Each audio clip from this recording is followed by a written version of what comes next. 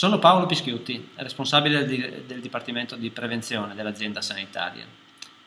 È stato inaugurato da pochi giorni l'ambulatorio di medicina di montagna. È un ambulatorio specialistico, è dotato di un'attrezzatura specialistica che fa fare praticamente un test da sforzo, quelli che normalmente si fanno in cardiologia, quindi con una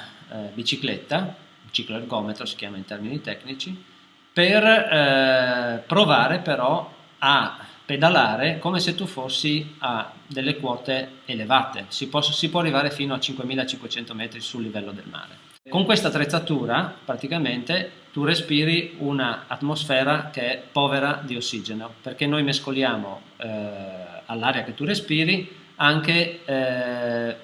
l'azoto. Questa attrezzatura è stata acquistata recentemente dall'azienda sanitaria e questo ambulatorio è stato istituito grazie alla collaborazione dell'azienda sanitaria con l'Università degli Studi di Udine, le facoltà di Scienze Motorie e di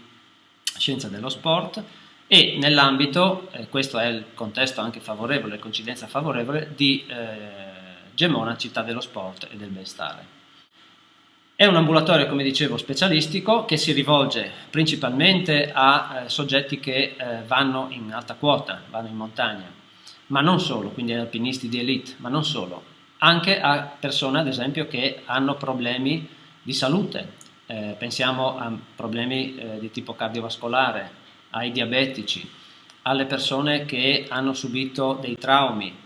alle persone che hanno anche subito già, pur essendo già andate in alta quota, dei problemi legati all'alta quota, quindi mal di montagna, edema polmonare, edema cerebrale. Tutte queste persone possono essere valutate con questa attrezzatura proprio in base alle loro caratteristiche di tipo soggettivo, quindi se queste persone durante il test si vede che soffrono, non riescono a finire il test, vuol dire che potrebbero avere determinati problemi in alta quota. Questa attrezzatura peraltro non serve solo per la parte sportiva, chiamiamola così, ma anche può servire per la parte di valutazione di medicina del lavoro, ad esempio, quindi di idoneità a lavorare in certe alte quote. Poi ci sono valutazioni che si possono fare per soggetti che vanno a fare ad esempio trekking o spedizioni alpinistiche in posti, in località extraeuropee, soprattutto l'Himalaya, il Kilimangiaro, le Ande, e noi possiamo dare attraverso la collaborazione con Scienze Motorie tutta un'altra serie di valutazioni, ma soprattutto con i nostri operatori del Dipartimento di Prevenzione valutazioni di tipo dietetico, alimentare, vaccinazioni, eccetera, eccetera. Tutte queste valutazioni riteniamo possano essere utili proprio per dare una